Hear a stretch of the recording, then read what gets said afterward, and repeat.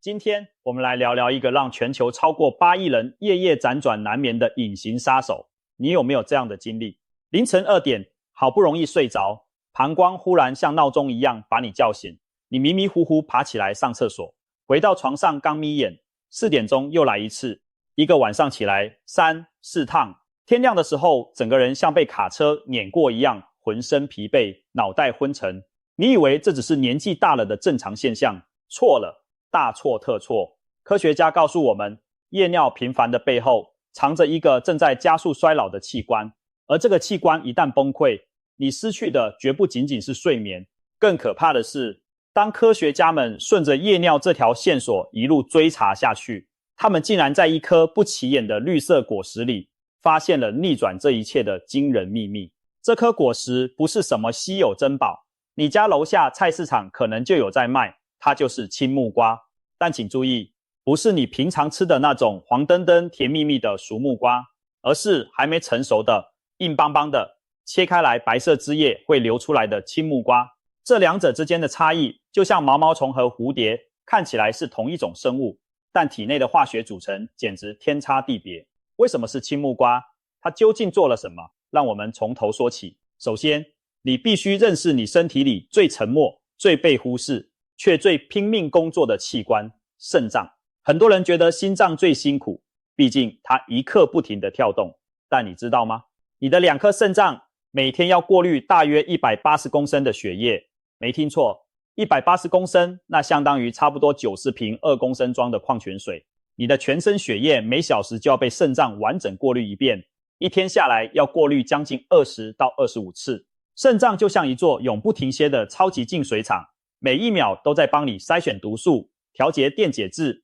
平衡酸碱，控制血压，甚至连你骨头够不够硬，红血球够不够多，都跟肾脏有关。可偏偏这座净水厂有一个致命弱点，它不会喊痛。肝脏被叫做沉默的器官，但肾脏比肝脏更沉默。肝脏好歹还有黄疸、腹水这些比较明显的警报，肾脏呢，它坏到只剩 25% 的功能时，你可能连一点感觉都没有。等到你终于发现问题，往往已经来不及了。全球有超过 8.5 亿人患有慢性肾脏疾病，这个数字比糖尿病患者还多。但绝大多数人根本不知道自己的肾脏正在一点一点报废。那么，肾脏衰老的第一个信号是什么？没错，就是夜尿。2019年，日本东北大学医学院发表了一项追踪超过4000名受试者的大型研究，结果发现，每晚起夜2次以上的人群，其心血管疾病风险比正常人高出 40%。而2020年，欧洲泌尿学期刊上的一篇统合分析更进一步指出，夜尿频率与全因死亡率之间存在显著正相关。简单来说，就是夜尿越频繁，你的寿命风险越高。这不是吓你，这是几十项涵盖数万人的研究得出的结论。为什么夜尿这么危险？因为它不只是膀胱的问题，它是整个身体系统在发出求救信号。正常情况下，人在夜间睡眠时，大脑会分泌一种叫做抗利尿激素的东西，它的作用就是告诉肾脏，嘿，主人睡着了，你把尿液浓缩一下，别制造太多尿，让它好好休息。可是当肾脏功能开始衰退，它对这个指令的反应就会变迟钝。就像一个年纪大了的员工，老板喊他听不太到，继续按自己的节奏干活，结果尿液哗哗的往膀胱送，你自然就被尿意叫醒了。但问题远不止于此，肾脏衰退还会导致体内的钠离子和水分调节失衡，白天该排出的水分排不干净，到了晚上反而开始大量排出。再加上随着年龄增长，膀胱的容量和弹性都在下降，心脏功能也可能不如从前。白天因为重力作用集聚在下肢的水分，一躺下来就回流到血液循环里，肾脏加班处理，于是你又被叫醒了。所以你看，夜尿的背后其实是肾脏、心脏、膀胱、激素系统的集体衰退，它是衰老的交响曲中最早响起的那个音符。好，说了这么多坏消息，现在该讲好消息了。接下来的故事才是今天真正的主角。让我们把时间拉回到几千年前的中美洲，玛雅人和阿兹特克人在茂密的热带丛林里早就发现了一种神奇的植物。这种植物的果实还没成熟的时候，只要在表皮划一刀，就会流出大量白色的乳状汁液。当地的原住民很快发现，把生肉包在这种果实的叶子里，不到几个小时，再硬的肉都会变得软嫩无比。他们不知道这里面的科学原理，但他们知道这东西有一种不可思议的消化能力，这就是木瓜。而那种白色汁液里面蕴含的秘密武器，后来被科学家命名为木瓜蛋白酶，英文叫 papain。 这里有一个关键知识点，你必须记住，木瓜蛋白酶的含量在果实成熟过程中会急剧下降。根据食品科学研究，青木瓜、中木瓜蛋白酶的含量大约是成熟黄木瓜的50倍到100倍。你没看错，50到100倍。这就是为什么我们今天要特别强调青木瓜3个字。当木瓜还是绿色的，果肉是白色的，硬邦邦的时候，它体内的酵素大军正处于最鼎盛的状态，简直就是一支满编满员的精锐部队。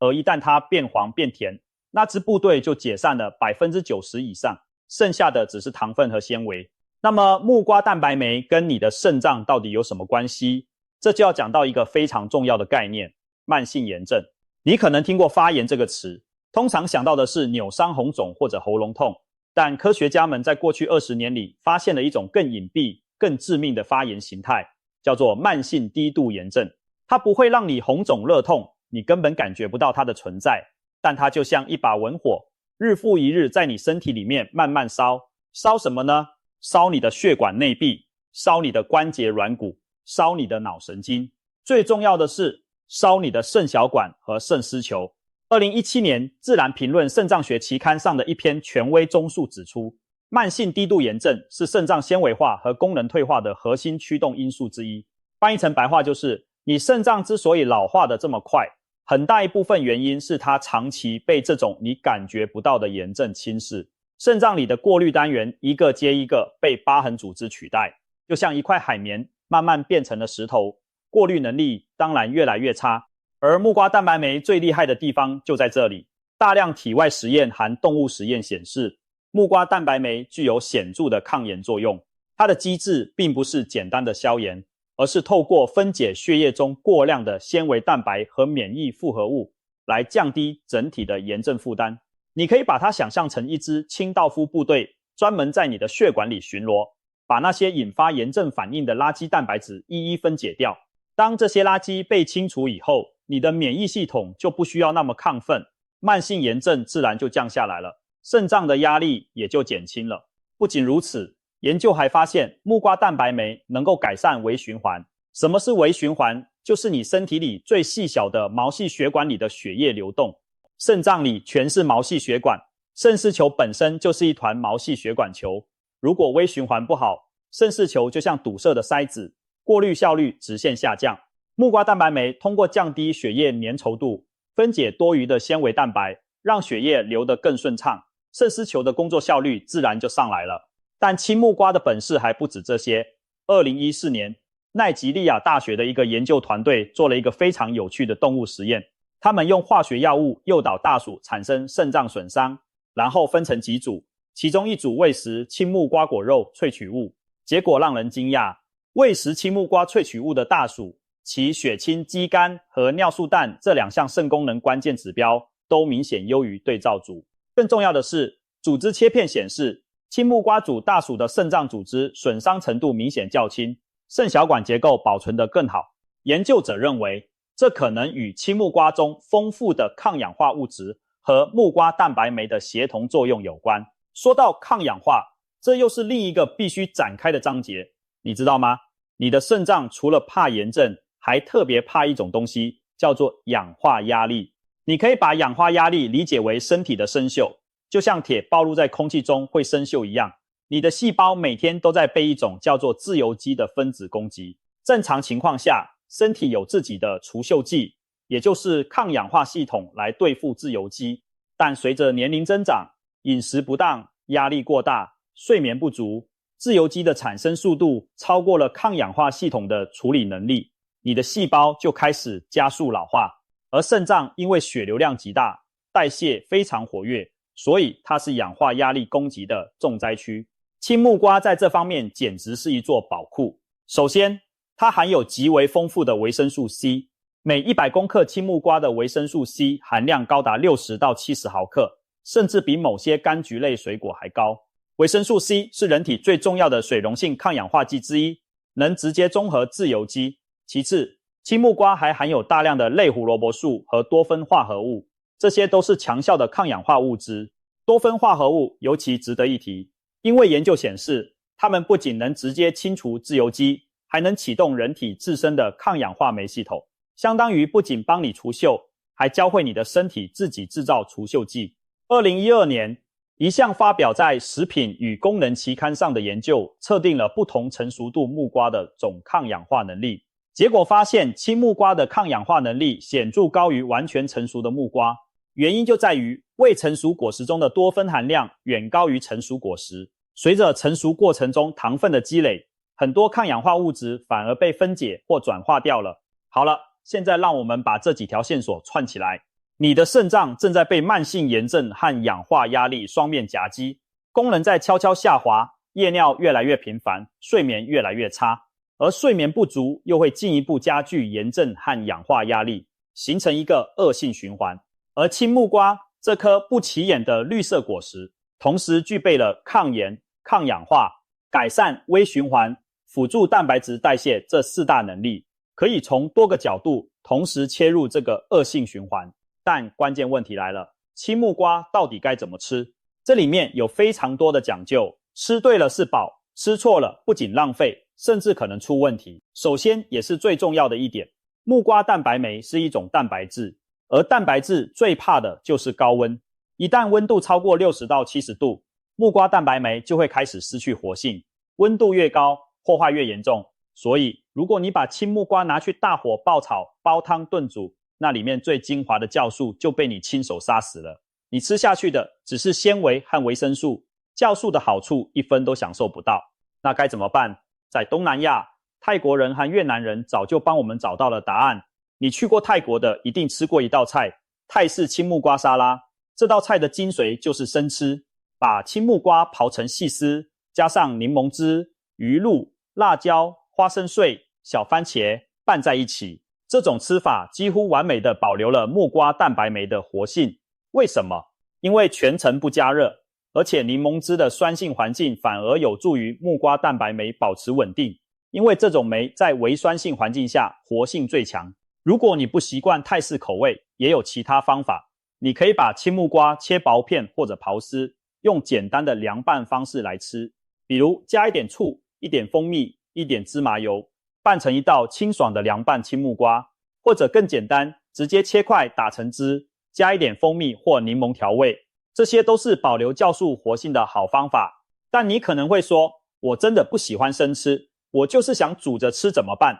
那也不是完全没有办法。即使酵素在高温下失活了，青木瓜里面的维生素 C、类胡萝卜素、矿物质、膳食纤维这些营养素并不会完全消失。特别是膳食纤维，它对肠道健康的促进作用在煮熟后依然存在。而肠道健康和肾脏健康之间，最近几年的研究揭示了一条极为重要的联系，叫做肠肾轴。什么是肠肾轴？你的肠道里住着大约40兆个微生物，它们组成了你的肠道菌群。这些细菌如果组成健康平衡，它们会帮你分解食物、合成维生素、训练免疫系统。但如果菌群失衡，一些坏细菌就会产生大量的毒素，其中最有名的2种叫做硫酸银朵酚和对甲酚硫酸酯。这2种毒素是肾脏的死对头，它们需要肾脏来排出体外，但同时它们本身又会损害肾脏的功能。当肾脏功能已经下降的时候，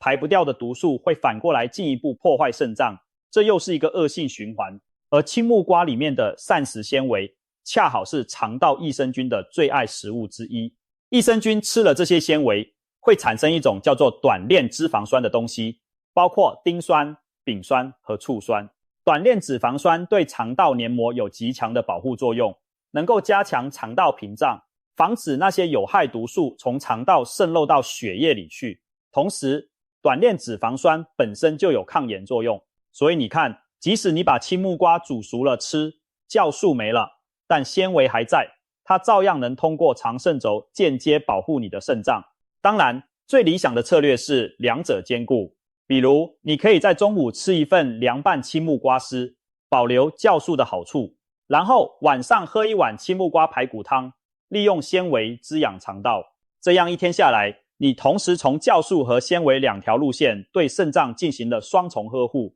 接下来还有一个非常重要的问题，什么时候吃最好？根据消化生理学的原理，木瓜蛋白酶在空腹和餐后发挥的作用是不同的。如果你在饭后吃青木瓜，酵素主要会去帮助消化你刚刚吃进去的蛋白质食物，分担消化系统的负担。这当然也有好处，因为消化负担减轻了，身体就不需要把那么多血液集中到肠胃，肾脏的供血也会相对稳定。但如果你的目的是让酵素进入血液循环，发挥全身性的抗炎和改善微循环作用，那么空腹吃或者2餐之间吃会更好。因为空腹时胃里没有大量食物，酵素有更大的机会被吸收进入血液，而不是全部消耗在消化食物上。不过这里必须提醒一件事，青木瓜虽好，但有些人要特别小心。第一，孕妇不建议食用青木瓜，尤其是生吃，因为青木瓜中的木瓜蛋白酶和乳胶成分可能会刺激子宫收缩。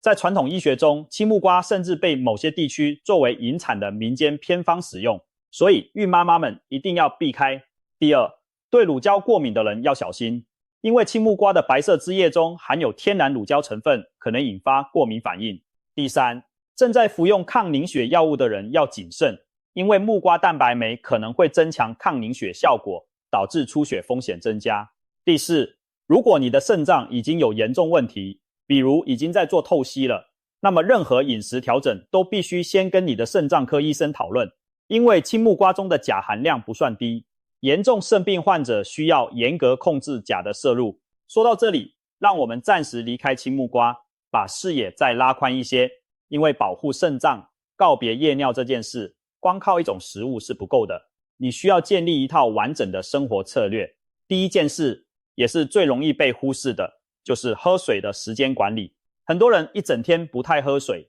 然后到了晚上突然觉得口渴，灌下一大杯水才去睡觉，结果半夜自然要起来上厕所。正确的做法是，把你一天需要喝的水量尽量集中在白天完成，特别是上午和下午。晚餐后就开始减少水分摄入，睡前2小时尽量不再大量喝水，如果口渴，小口润润就好。这个简单的调整对很多夜尿患者来说效果立竿见影。第二件事，注意饮食中的钠摄入，钠就是食盐中的主要成分。吃太咸的食物会导致身体为了稀释多余的钠而保留大量水分，这些多余的水分在你躺下后会被肾脏加速处理排出，造成夜尿增多。而且长期高钠饮食本身就是肾脏的慢性杀手，会加速肾小管的损伤。世界卫生组织建议每日钠摄入量不超过2000毫克，相当于大约5克食盐，但多数人的实际摄入量是建议量的2倍甚至3倍。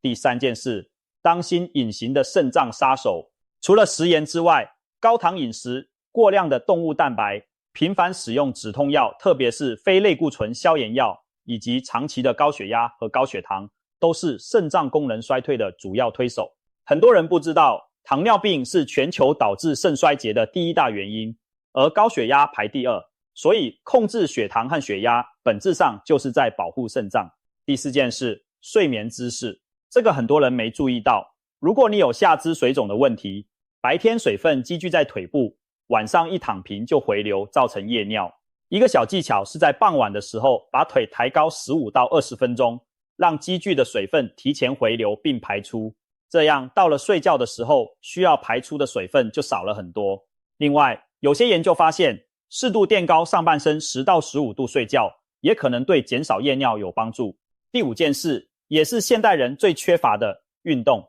研究反复证明，规律的中等强度有氧运动能够改善心血管功能和肾脏血流。每天30分钟快走，一周至少5天。这个最基本的运动处方对肾脏的好处是药物难以替代的。运动还能改善胰岛素敏感性，降低慢性炎症指标，促进睡眠品质，可以说是一石多鸟。现在让我们回到青木瓜，在了解了肾脏健康的全貌之后，你会发现青木瓜在这个大框架中的位置其实非常独特。它不是什么灵丹妙药，不可能吃了就让你的肾脏奇迹般恢复到20岁，但它确实是一种营养密度极高，同时具备多种对肾脏友好成分的天然食物。在所有你能轻松获得的食材中，它是少数同时具备高活性酵素、强抗氧化能力、丰富膳食纤维、低糖低脂这些特点的食物。让我给你整理一份实际操作的方案，你可以在1周中安排3到5天食用青木瓜。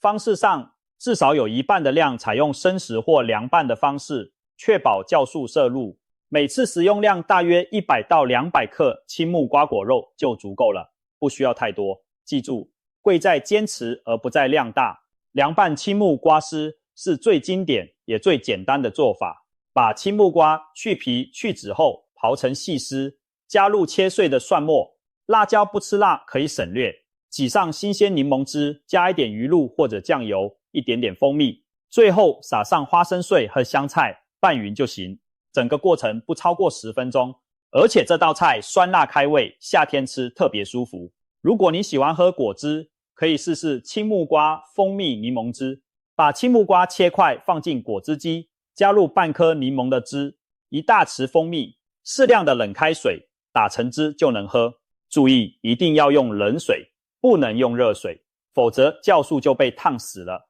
这杯果汁建议在早餐前或者2餐之间喝，空腹时酵素的吸收效果最好。如果是煮汤，青木瓜排骨汤或者青木瓜鱼汤都是经典搭配。虽然酵素在煮的过程中会失活，但青木瓜的纤维素、维生素和矿物质在汤里面依然能够发挥作用。而且青木瓜有一种特殊的能力，就是它在炖煮过程中会让肉变得特别软嫩，这正是残留酵素在加热初期发挥的最后作用。所以煮汤时有个小技巧，先把排骨或鱼肉用冷水下锅煮开，撇去血沫，然后放入青木瓜块，用中小火慢炖，不要一开始就大火猛煮，给酵素留一点在温度上升过程中软化肉质的时间。说到这里，你可能会好奇，为什么这种在东南亚和中美洲几千年前就被广泛使用的食材，在现代营养学中却没有被大肆宣扬？原因很简单，天然食物无法被申请专利，制药公司不会花数十亿去做青木瓜的大规模临床试验，因为即使证明了效果，他们也无法独占这个市场。任何人都可以去菜市场买一颗青木瓜，不需要处方，不需要保险，不需要经过他们的手。这就是现代医学体系中一个非常矛盾的现实，被严格研究的往往是能被垄断的分子药物，而那些几千年来养活了无数人的天然食物，却永远停留在需要更多研究的尴尬位置上。但历史本身就是最大的临床试验，泰国人吃青木瓜沙拉吃了几百年，中美洲原住民使用木瓜治疗消化问题的历史更是长达数千年。在东南亚的传统医学体系中，青木瓜被用来治疗肠胃不适、寄生虫感染、炎症和伤口愈合。在印度的阿育吠陀医学中，木瓜叶和青木瓜果实被认为具有净化血液和强化消化火的功效。你可以说这些是经验医学不够严谨，但当全球这么多彼此不相连的文明都不约而同地选择了同一种植物，这本身就是一个强大的讯号。让我再分享一个很少人知道的知识点，青木瓜中除了木瓜蛋白酶之外，还含有另一种酵素，叫做凝乳蛋白酶。这种酵素的功能和木瓜蛋白酶互补，它能够分解不同类型的蛋白质键结，两种酵素协同作用，使得青木瓜对蛋白质的分解能力远超其中任何一种单独发挥的效果。而蛋白质代谢产生的废物，主要就是由肾脏来负责排出的。当你吃进去的蛋白质被更充分的消化吸收后，到达肾脏的废物就减少了，肾脏的工作量自然降低。这就像你在源头就减少了垃圾的产生量，垃圾处理厂的压力当然就小了。更有趣的是，青木瓜中还含有一种叫做异硫氰酸变酯的化合物，有研究显示它具有一定的抗菌和抗肿瘤活性。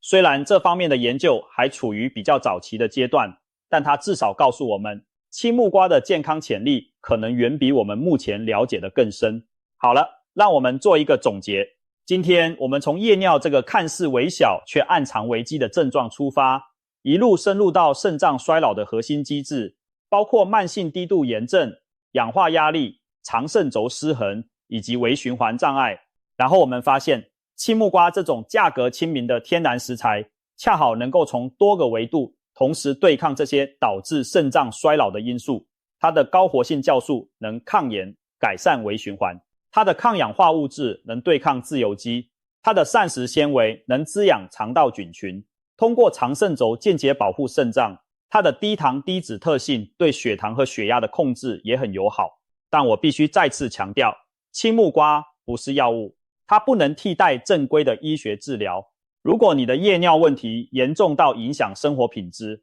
你应该先去看医生，排除攝護腺问题、糖尿病、心脏衰竭等器质性疾病。但如果你只是处在肾脏功能开始轻微下滑、夜尿刚开始出现的灰色地带，那么从今天开始在饮食中加入青木瓜，配合前面提到的喝水管理、减钠、运动、抬腿等生活策略，你有很大的机会在不吃任何药物的情况下，明显改善你的睡眠品质和肾脏状态。最后，我想说一个很有意思的观点，人类在进化过程中从来不是靠吃精心提纯的化合物存活下来的。我们的祖先吃的是完整的食物，一颗果实里可能有上千种化合物在协同作用。现代医学喜欢把某个成分单独提取出来研究，这种还原论的方法当然有它的价值，但它也可能让我们忽略了食物作为一个整体所具有的神奇力量。青木瓜就是一个完美的例子，它的酵素、维生素、矿物质、多酚、纤维素，这些成分在一颗果实里面自然的排列组合，形成了一个比任何单一成分都更强大的健康配方。而这也许就是大自然留给我们最古老、最温柔的处方笺。从今天起，去菜市场挑一颗硬邦邦的、绿油油的青木瓜回家吧，把它切成丝，挤上柠檬汁，细细嚼着那种清脆微涩的口感。也许过不了多久，你就会发现，曾经夜夜把你叫醒的那个闹钟，不知不觉间安静了下来。而当你第一次一觉睡到天亮，推开窗户迎接清晨阳光的那一刻，你会真切地感受到那个藏在你身体里的精密净水厂又重新焕发了年轻的活力。